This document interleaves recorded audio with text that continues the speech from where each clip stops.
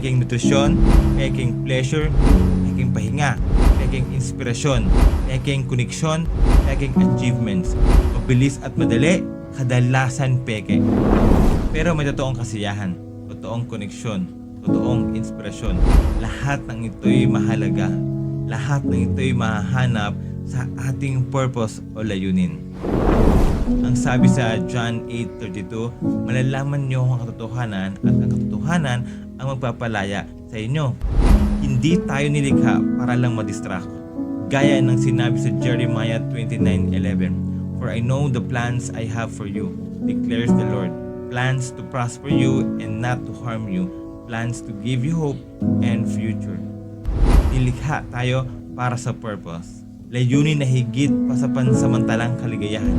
Layunin na nakaugat sa Kanya. I-share mo sa comments at hanapin natin ang katotohanan kay Kristo. God bless you.